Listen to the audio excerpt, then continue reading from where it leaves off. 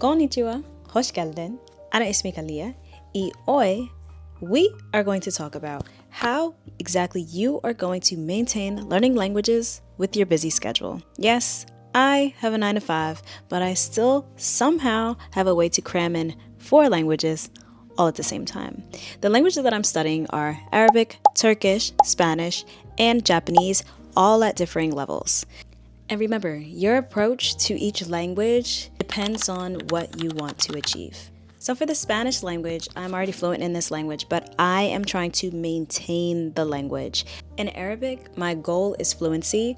When I was in university, I studied Arabic, but I studied Al-Fusha, which is the standard Arabic, but now I am looking to master the Levantine dialect. For Turkish and Japanese, my goals are similar.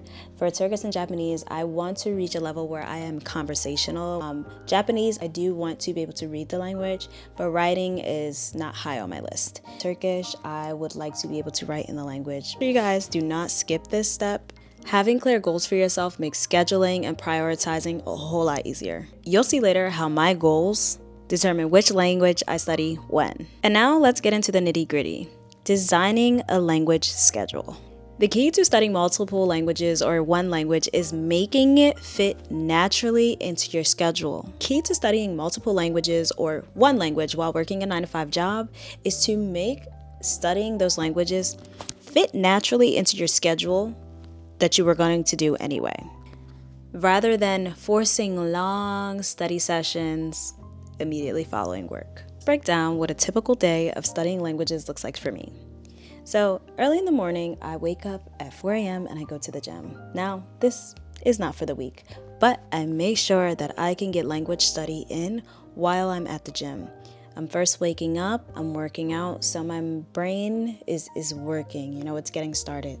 While I'm at the gym, whether I'm running on the treadmill, whether it's leg day, I have music in my ears that I can listen to passively, okay? And I can take this in without having to think about it.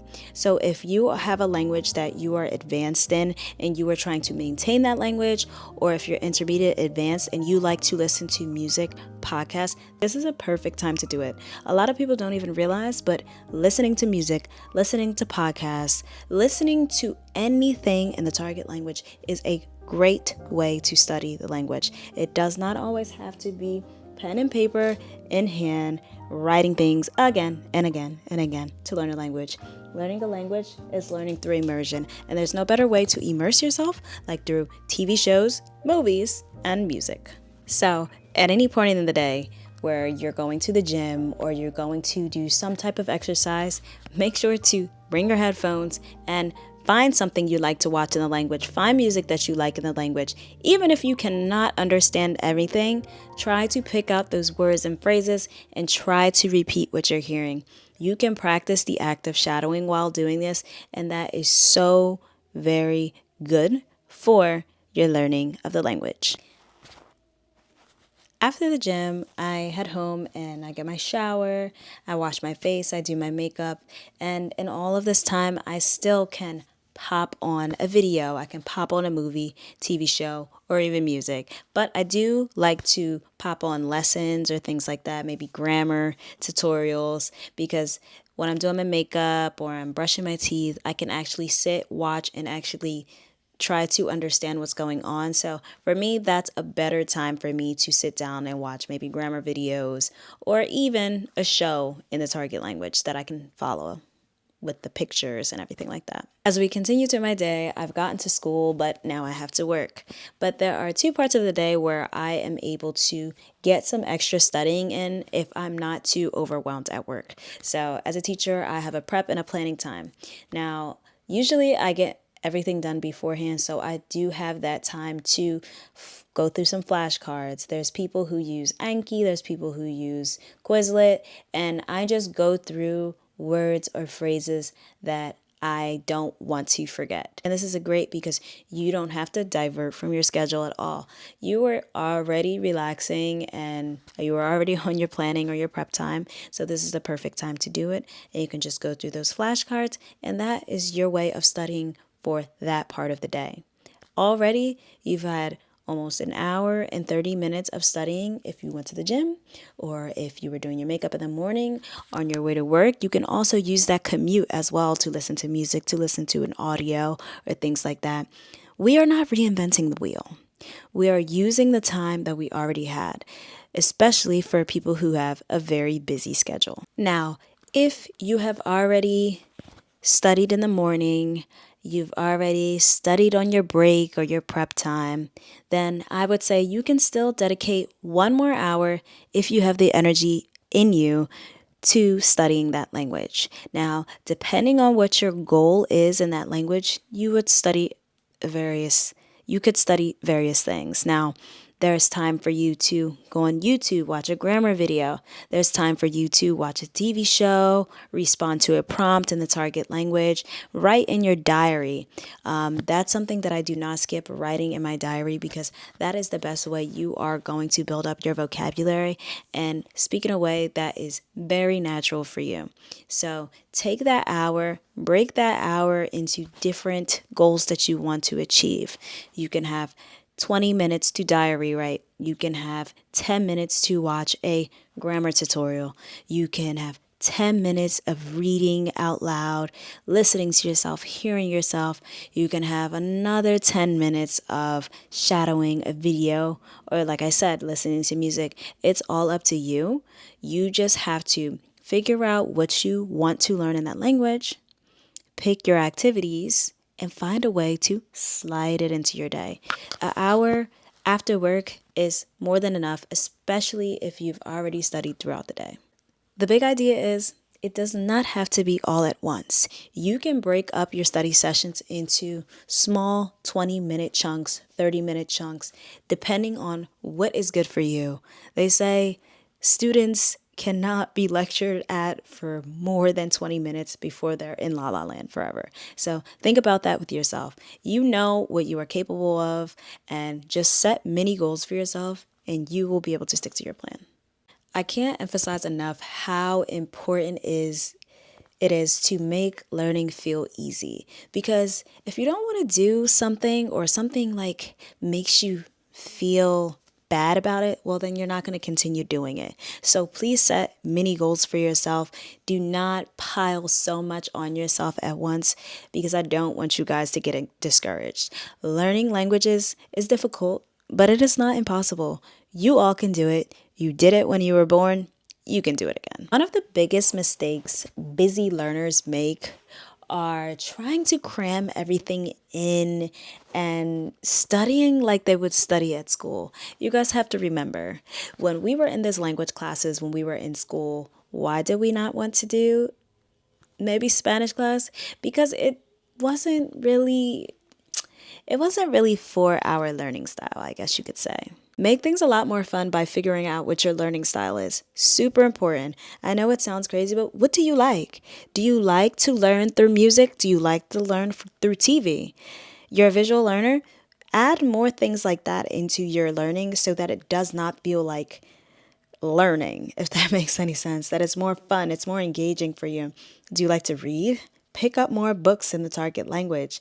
A great idea is for you guys to turn your phone into the target language. And if you use apps like TikTok, all of your feed will be people who speak Spanish, for example, or speak German, for example, or Japanese. Turn your phone into the target language, and that really will bump up the challenge for you. Another good thing is social interaction. So find language apps or language exchange apps where you could talk to people who speak that language. There's so many different language exchange apps, so feel free to research those and get on those as soon as possible. Believe it or not, these small everyday touches add up over time. Make learning a part of your life and not a separate chore. So for people who are learning multiple languages like me, I wanted to give you guys some extra tips. And one of my best ways to stay motivated to keep studying these languages is to rotate languages. So I don't study all 4 languages in one day. I study Spanish and Arabic on one day, and then I study Japanese and Turkish on the next day. Now, my reasoning is for that is because Spanish and Arabic have a lot more in common grammatically than Turkish and Japanese do. And the same with Turkish and Japanese. The sentence structure is very similar, so it's not constant. It's not me constantly like trying to switch back between a whole bunch of different grammar structures. So it's a lot easier for me to kind of translate. Or if I learn one thing in one language in the morning, then I try to say, oh, I wonder if it's like this in this language, and kind of take a stab at it later in the day. So that is fun for me. And also the switching between languages is very entertaining for me, and it keeps me engaged. Another great thing for me to do is to focus on different skills in each language. So, for example, if I'm studying Spanish and Arabic, I could be studying in the Spanish language, listening and writing, and then for Arabic, reading and speaking that day. And it doesn't just seem like I'm going through the motions with both languages. I'm kind of switching it up. The next thing that you guys can do is to set micro goals. When you set really huge goals, the day comes and you do not achieve that goal, it does not make you feel good, and it kind of makes you want to quit. When you set micro goals, for example, I will learn 10 new words today, and I will remember them tomorrow. When you do things like that, it makes you feel a lot better because things seem achievable. And it always seems rewarding when we remember something or we get things right. By combining rotation, micro goals, and active listening, you'll gradually progress in multiple languages without burning out. Now we address the big question of staying motivated. Now this is one of the hardest things to do, not even just in language learning, but in life. And in order to keep myself motivated and to keep myself going, well, one of the things is you guys. You guys keep me going because you guys have so many questions about language learning, and the only way to answer your questions is to continue learning these languages and to continue running into these problems, addressing them, and fixing them. Good thing, like I was explaining earlier, is, setting mini goals. Setting those mini goals, okay, I'm going to learn this word today and I'm going to write about it. Setting those mini goals make you feel like learning is a lot more achievable. Learning a language is a lot more achievable. And I must say that it is. All you need to do is dedicate a little bit of time every single day and you will see progress. There's no way you are not going to see progress by putting in effort every single day. Track your progress. How do you know you're getting better if you are not tracking your progress? Whether it's learning 5 new words or understanding a sentence that you saw on social media in the target language is such a huge win, and you need to be celebrating these things. One thing I don't want you guys to forget is your why. Why are you studying that languages? Why are you studying that language? We all study languages for different reasons, whether it be for love, whether it be for travel, whether it be because we are just interested in the language and we want to be able to speak it. Remember your why, and hopefully that will give you enough energy to never give up. And then the final one is to be flexible, guys. Sometimes the day gets away from us. As long as you've studied at least 20 minutes, 30 minutes a day, you should be proud of yourself. If you can only do 30 minutes after work, it's still a win, as long as you're putting some type of energy into the language as some part of your day. So there you have it, my full system for studying multiple languages all at the same time while working a full-time job. Remember, guys, it's all about making it fit into your day, putting it into your schedule with things you are already going to do anyway. Remember, make it a part of your day, set clear goals, and rotate the languages in order to stay sane and actually get it done. If you guys found this helpful, please don't forget to comment down below and let me know if it's working out for you. And also, please, please, please, it helps me with finding ideas for videos. Please let me know any language problems you are running across or any language wins, because we also must celebrate all of the language wins. And like I always say, don't say I never told you anything, and I'll see you guys in the next video. Bye!